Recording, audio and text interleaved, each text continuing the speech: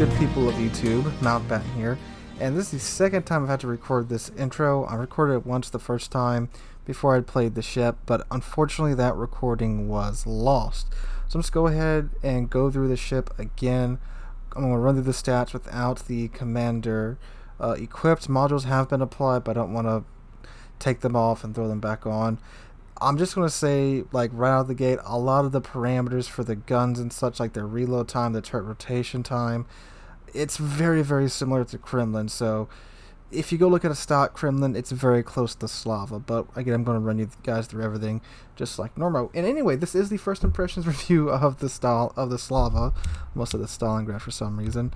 Again, same time I'm having to record this, so I apologize. So anyway, again, Slava is the new Tier 10 premium, or I guess technically reward ship. You can only get it through the Research Bureau for 63,000 research points. So yeah, it's a pretty hefty investment. So I'm going to go ahead and run you guys through her stats and such now. So no captain skills have been applied, but modules are equipped. So the armor, there's something really peculiar about her armor. Now, a while ago it was announced that she was getting a bit of an armor nerf to where she will no longer have the 32mm bow and stern plating, and now it's all 25, which means guns from 15 inches and above can overmatch it. So you got 25mm bow, 25mm stern, and a 32mm deck.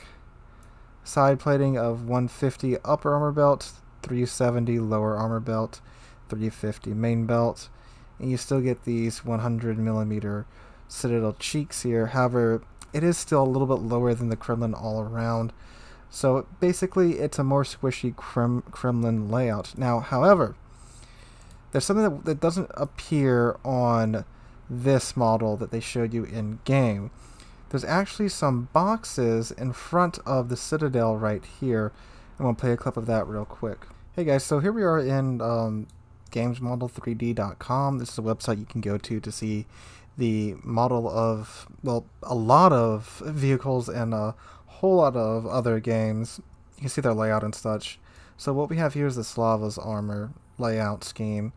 And, well, the boxes I mentioned, they are located right here in the front, and there's also some in the stern as well back here. So since the Slava does have a 25mm bow and stern, you can pin it with, 15-inch and above guns. But then they have these boxes in the way of the Citadel. So you got that 400mm one in the stern, which nothing's getting through that. And then you have this 420mm chunk of armor in the front, and on the sides here, this is where the strips of the icebreakers go. If we can get that back up. So this is the side of this box. Here's the front of it. Here's the top right here, and the Citadel's right there. So that means that in order to Citadel the Slava through the bow, you have to first off get through the bow armor at such an angle to where you miss this box and somehow would have to get it in underneath that box into the Citadel down here, which I mean, it could happen. Some weirdly weird stuff happens in this game with the shell ballistics and the paths they take, but I don't see that happening. Plus, even if you come through the deck, through the thin deck armor up here, you have this to deal with too, which is another 60mm of armor. Go around to the stern, and again, you got to get through. Whoops. Yeah, get through the stern armor, which again is just 25mm. Get through this giant box right here, and then finally get to the Citadel behind it. So in other words, it's nigh impossible to Citadel the Slava through the bow or stern, but you can still pin it, but it's not going to do that much in the long run, especially if you are shooting at it from range. Okay, so while you can pin the Slava from the front and stern, you won't be able to Citadel it because of those internal boxes. And that's just one of the things that they don't show you in game, be it intentional or accidental, but that's the way it is. So, keeping that in mind, let's go ahead and move on to the rest of the ship. So survivability, she has 91,000 hit points. She has about little under 10,000, actually over 10,000 less than the Kremlin. Oh yeah, that's like, oh man, what am I thinking? It's a full 17,000 less than the Kremlin. 29% torpedo damage reduction. That is also less than the Kremlin. Now her artillery, this is the biggest difference between her and the Kremlin. She has 9 406mm guns. They reload in base time of about 33 seconds. They 180 base time in 44 seconds. Maximum dispersion of 200 and I believe 20-ish base. That's with the module equipped. 40% chance of starting a fire with her HE. 5,800 maximum HE shell damage. 12,100 maximum AP shell damage with an AP and HE shell velocity of 870 meters and a maximum range of 24.7 kilometers. Secondary battery gun, she has 16 130mm guns. These are also dual purpose guns, so they do contribute to the AA. Now Slava does have better AA than the Kremlin. She has an AA rating of 100, and I do not believe her AA mounts got nerfed as hard as Kremlin's did. However, again, with the state of AA right now, it's entirely hit or miss with AA. So, yeah, keep that in mind. Maneuverability with the speed flag, she can get 31 knots. She has a turning circle radius of 1,090 meters and a rudder shift time of 16.3 seconds. And a concealment range right now of 14.6 kilometers. So I'm going to go ahead and throw my captain on here and show you what her stats look like with the captain and modules equipped. So of course I'm using Kuznetsov over here, and again basically the standard Stalingrad, Kremlin, Moskva captain build. So I've got preventive maintenance, MLG turrets, adrenaline rush, superintendent, basics of survivability, fire prevention, and concealment. Which now means the turrets rotate in 43.1 seconds, and she has a, sorry, not maneuverability, she has a concealment range of 13.2 kilometers now, which is very stealthy for a ship that plays like how the Slava plays. And also the module build that I'm using, main armaments mod 1, damage con 1, aiming systems mod 1, damage con 2, concealment, and main battery mod 3. Okay, so I'm going to go ahead and cut to the commentary from in-game now.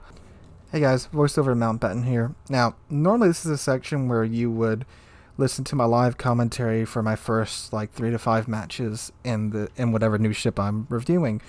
But the way you play Slava is so boring, I didn't want to bore you guys with me just sitting basically still for 15 minutes of a match, or like 2/3 of a match. So we're just going to do it this style, and I'll come back for the second impression video and elaborate upon this. I got a couple of talking points that I want to hit real quick. So first thing I want to talk about is that this is not the OG Slava / Pobeda. Now the shells themselves, as far as I know, they have the same properties, so the very good air drag coefficient and all the other values that give these shells the insane penetrating power that they do have.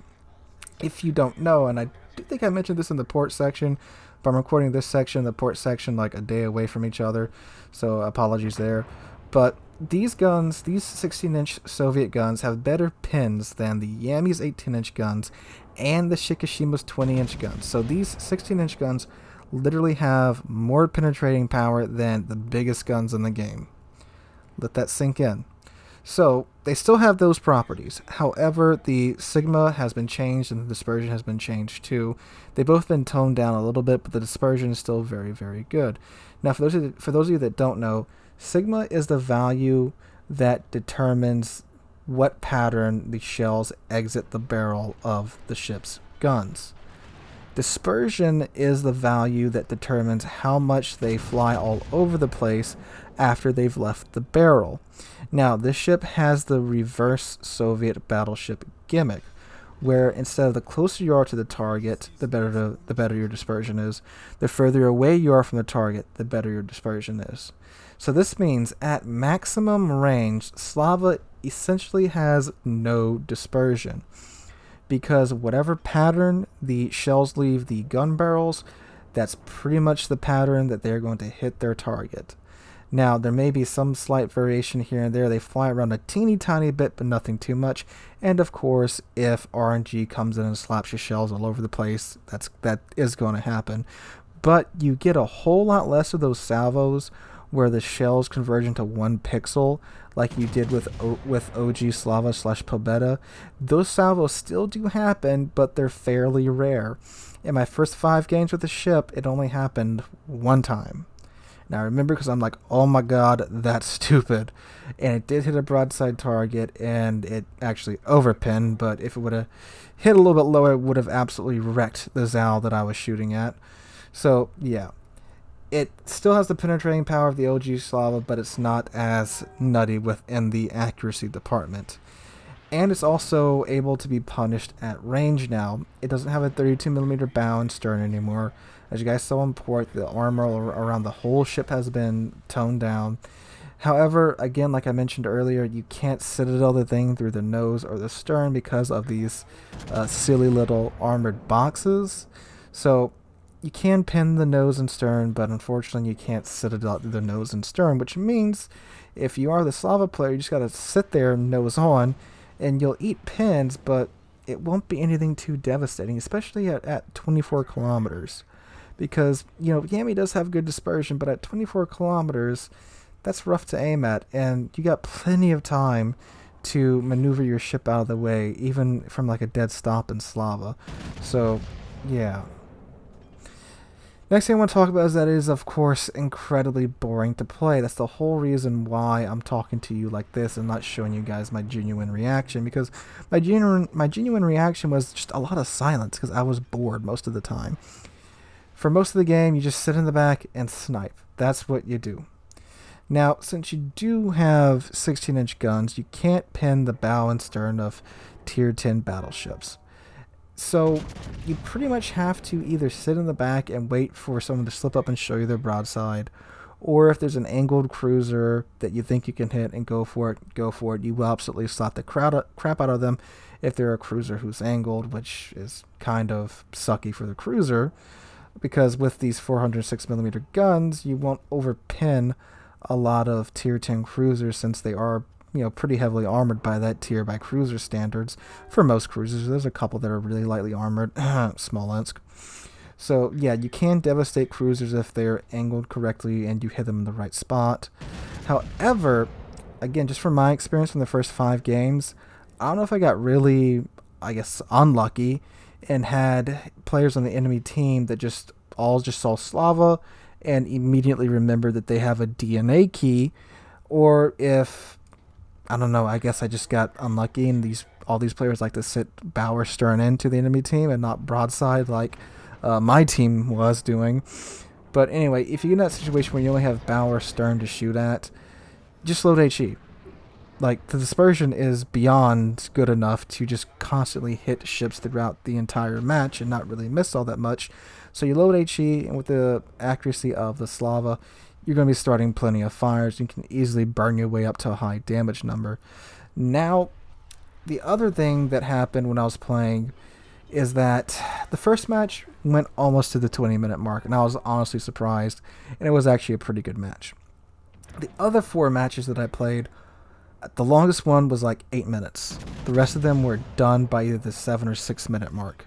So I didn't really have time to do consistent damage throughout the match. And again, the teammates, the enemy team, were only showing me stern and bow shots, so I had to load HE and try to do damage do damage just through that method. Or I did have AP loaded, and they were either angled just enough to where the 16-inch guns would bounce, or just overpin. And my damage varied from that point, from the lowest being 30,000 in that 5-minute game, the highest being 110,000 once that issue started cropping up. And that is an issue that every Tier 10 battleship faces. If you just get unlucky, you spawn on the wrong side of the map, or you go to the wrong cap, and there's only 4 enemy ships there, your team either rolls them, and by the time you're done doing that, either the enemy team has rolled your team, or your team has rolled the enemy team, and you're just out of position to do damage. that's not the Slava's fault. That's just how tier 10 battles are now. So again, in the second impressions video, once I've played the ship a lot more, I think we'll have a better idea of where its average damage numbers are going to fall. I do predict that they will be quite high. So there is that. Overall, very boring to play, not very engaging. Sit, bow in, slightly angled, throw AP at broadside targets, throw HE at bow in targets, do damage throughout the match, have a high damage number by the end of it. Now, the AA is slightly better than Kremlin's AA, but again, with AA, you can't really depend upon it nowadays because it really depends upon the skill level of the carrier player. Now, a carrier like Audacious quite literally devastates this thing because of the weakened deck armor, and of course, MVR absolutely just takes a dump on this thing. It's huge, easy for the German CV to hit. Hakuru too didn't run across any midways in my first 5 games in it, which was really weird because midway is really popular. I guess the German carriers are kind of just shoving the US carrier line out of the window now. But didn't run across any of those. I suspect it would have been equally effective. The ship's huge. Even though it does have an A rating of 100, what is AA? What is AA anymore? Now, something else that I noticed that was kind of concerning is that in my 5 matches, the dispersion gimmick, I'm not sure if it's broken or I just got really lucky for 5 games, but the dispersion at close range was still very good. Now, of course, the whole reason the gimmick is reversed is to give the Slava good dispersion at long range, but also to encourage people to push the Slava, because if you know, hey, if I sit back here, he's going to keep railgunning me over and over again, but if I push him, the closer I get to him, the less accurate his guns will be. And plus, he only has a 25 millimeter bow and stern, so I can be pinning his bow the entire time I'm pushing. It incentivizes you to push the Slava. But in the 5 matches I played, when I had to go in close, like 10 kilometers and under, the dispersion was still almost railgunning it. And it's not just because it was 8 to 9 kilometers away. I mean, shoot, the German battleships still miss at that range. Even the American ones do too, even with their good consistent dispersion. But these were still fairly railgunny rounds. But there were slightly more salvos that were kind of wonky. But again, it wasn't anything terrible like it really should be. So that's a bit concerning, and it kind of defeats that purpose of the Slava. Now again, it could just be that I got really lucky for those 5 games, but we will find out when the second impressions review comes out. Again, I don't want to say, this is something that's constant, but for 5 games, for this to happen in 5 games in a row, that's very weird. Normally, by the time you played 5 games in a ship, you'll get an idea of its best RNG with its guns, and you'll get an idea of its worst RNG with its guns. That's been my experience with every single ship I've reviewed thus far. But yeah, that's kind of concerning. Plus the armor, just the way it's designed and the layout of it, it's still good enough to where you can push in and mop up those half health or 3/4 health targets by late game. And, again, with the dispersion, you can still confidently push to within like 12 or 13 kilometers of a ship. It still have really good dispersion on these crazy 406 millimeter guns. And talking about blapping battleships from that range, like, good God, can you blap battleships from that range? And cruisers, too. I shot a Worcester from like 6 kilometers away. Fully expected it to overpin, but nope, got Citadels on it. So, yeah. Alright, as a wrap up, despite not being OG Slava, the ship is still good. But it's not good for the game. It promotes backline sniping. And even with the gimmick being the closer you are to the target, the worse your dispersion is, and with the armor nerfs, no one's pushed me so far. I've had 10 ships sitting in front of me. The only other ship with me was a Moskva and a Siegfried. No one pushed, holding back 10 ships with 3 ships. I mean, I get that teams are really passive, but they knew we were the only 3 ships there and no one wanted to push. And, if it was just one game, okay, but every game I've been in so far, the cap that I go to, no one wants to push in, even if they have the numerical advantage. And again, you're supposed to want to push it the way it's set up, but it just doesn't happen, so far at least. And even if you do try to push in, the dispersion is still good enough at close range to where you can, from my experience thus far, again, take it with a grain of salt, to where you can constantly hit them with AP or HE, and if they even show you the slightest bit of angle, especially if they're a cruiser, you'll blap the living crap out of it. So you need a BB to push it, but no BBs want to push it from my experience so far. And plus, if you want to get this thing, it's in the Research Bureau. So you have to regrind a line 5 or 6 times, depending on whether or not you have the boost still. Or pay, like, I think it's $450 if you want to convert enough XP in order to get the ship. And honestly, you know, mechanically, it's good, but it's not a fun ship to play. It certainly isn't worth no $450. No digital item in this game is. And it's like, if you're going to regrind lines to get a battleship in the Research Bureau, sure, you could get the Slava and have a mechanically good ship. Or you could get the Ohio, which in my opinion is a much funner ship to get, a much more rewarding ship for players, because you actually have to use, you know, pushing tactics, you have to angle correctly, you have to be aware of your surroundings. Slava, it's just, you sit in the back, you don't go much closer than the H line or the B line, and that's it. You know, you can push in it, from my experience so far, but you don't have to. There's nothing rewarding you for pushing. So it's not a very good ship for the game right now. And it being released in the Research Bureau, I have mixed feelings. But it being released, period, I have very, very, very, very, very bad feelings about it being released. It being in the Research Bureau gives me mixed feelings, because it's in the Research Bureau, which means it's really hard to get, but people can still get it quite easily. However, if it did come out for a steel ship, that would mean that players that play competitive modes enough to get a steel ship would have it, which means that this would be in the hands of some of the best players in the game, which it can still be in the hands of some of the best players in the game if they're willing to put up the grind or the straight out cash for it.